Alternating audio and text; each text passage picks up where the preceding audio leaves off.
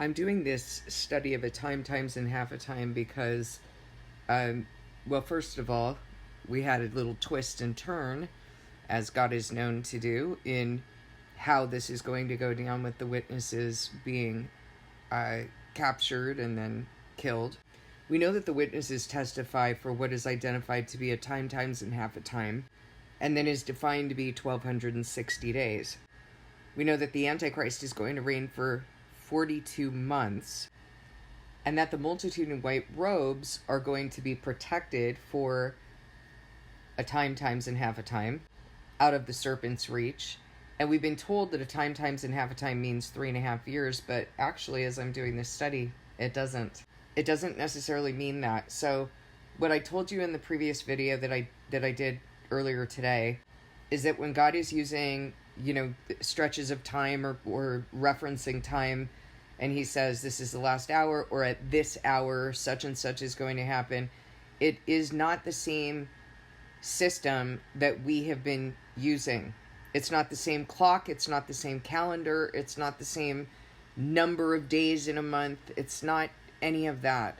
And we have to leave room for us to be humbled and have to shift our paradigm into what God has established and what he's talking about, rather than saying, well, it was at 3 p.m., which is infuriating. It's infuriating that Strong's Concordance or that commentaries will say things like that, and that even translations in the Bible will reflect some sort of a Roman prostitution to what Rome has set up, implying that date-specific holy days are occurring in autumn, for example. No, that's not true on a lunar calendar. A date-specific holy day is going to occur anytime in the seasonal calendar, because date-specific holy days on a lunar calendar do not correlate to season-specific. So, look, I understand that this is weird. I've been talking with someone recently about, the crazy things she's been trying to talk with her family about, some of the things she's been learning about new moon and true Sabbaths and holy days, etc. And, one of the things I was saying to her is it's almost like, but no, I've been told my whole life that the sky is purple. So what you're saying can't be true. And then they finally look up at the sky and they're like, oh my gosh, it's blue. I never even questioned it. Well, yeah. And so people have been told that Saturday and Sunday are God's Sabbaths, but they never even questioned, well, where did I get that from? Where did the people who taught me get that from? It's not in the Bible. And when you start to observe new moon and God's lunar calendar, you start to realize it's impossible for there to be a Saturday and Sunday, because there are not a relentless set of consecutive weeks on God's calendar. There's the beginning of the month, which is a rest day, and the end of the month, which is a work day, and in between that are 4 weeks. The beginning of the month and the end of the month are not part of a week, and it completely throws us off. It's a new paradigm that we have to get used to, and it makes it even more difficult because the rest of the world is observing something so totally different.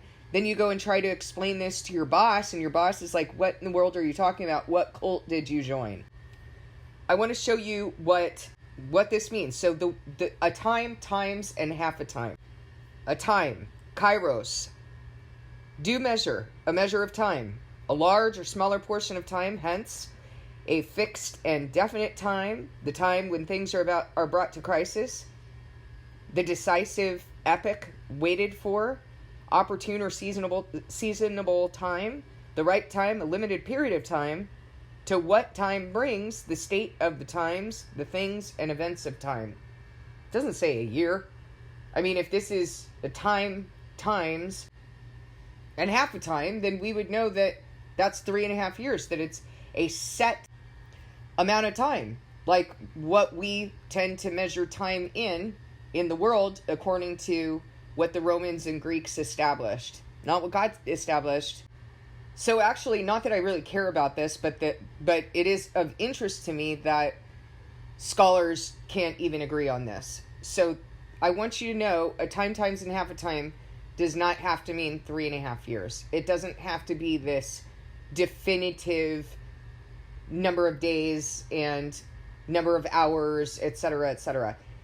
The reason why this is important to me is obviously because I'm sitting with God and I'm trying to discern by scripture, and I'm asking him for a witness as to what in the world he's doing right now. What is this twist and turn? What is he teaching me? What do I need to share with you? What do I need to understand? What can I expect? This is my life, guys. This isn't about a YouTube channel that I'm trying to maintain. I couldn't care less about things like that. When I first started talking with you, I had a lot of wealth. What would I care about this? This doesn't bring me anything. The only thing that matters is truth. I sold everything I had, in a manner of speaking, in order to gain truth, in order to gain a treasure. That's what this is about for me. So if you think it's false, or you can't stand, or, whatever your problem, if you have a problem, go do what you gotta do. But for me, this is about truth, and this is about living it out to the end and being purified, made spotless and refined, and being the piece of clay that God requires me to be. That's what this is about for me. And it's also about me sharing it with you in the hope that you'll be saved too.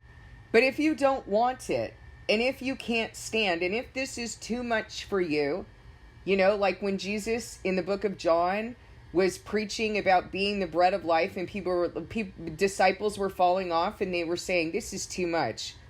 This is too much. Who can understand this message? That's on you. That's your decision. I'm not going to beg you to love truth or to have the Spirit of God. I mean, what would that even do? I'm simply sharing with you that this is what's required in God's covenant. You have to follow the twists and turns. You can't go your own way. You can't rely on your own understanding if you're going to make it. He already warned you that it's hard for the righteous to be saved. Those I'm speaking to right now about this are those who, I don't even know if you're wavering. I don't know what's in your heart. But to those who might be wavering right now, you don't need to believe me. You need to believe him. And the only way for you to believe him is to go to him and discern it. He has testified to the things that I've said, and he will continue to do so. I want you to know that these twists and turns are part of your covenant. You will start out believing one thing. There was a time, even when he first called me to himself, where I thought, okay, this is going to be the way that I earn my livelihood. I thought that actually for a really long time. Okay, that's fine. So I guess I'll sell the books that I wrote. Nope. He brought me quickly into understanding that his house is not a marketplace. And if I want to serve him, that I won't, that's not how I'll be living anymore. In fact, I'll be giving everything up. He had to bring me into that slowly, because I think if he had told me all of it at once, I wouldn't have accepted it. He had to build me to accept it. So, and I was built to accept it, even to the point of homelessness. But the way that I accepted it is that I just continued to follow him wherever he went. When he said to me, this part of what you're doing, of your field, of your discipline, is not of me. I've proven myself to you. What's it going to be? And what else can it be? You don't turn back. So I followed him where he went. And when he said, now this part is not of me. Now this part, the rest of it needs to go. And guess what? No foreigner uncircumcised in heart is going to be in that building you bought. Yes, I know you're paying the mortgage on it, and you'll continue to do so, and I'll continue to teach you. Yes, I know that the money is dwindling in your account. Yes, I know. All the way to the point of, oh, I didn't realize that he was going to test me by having me give up everything I had. He wasn't, using the wealth that I gained from the wages of prostitutes in order to provide for me. He was using it to test me, to see if I would give it all up for him. And you know what? I wouldn't have been able to do that if I couldn't tolerate the twists and turns. Discern this message with God.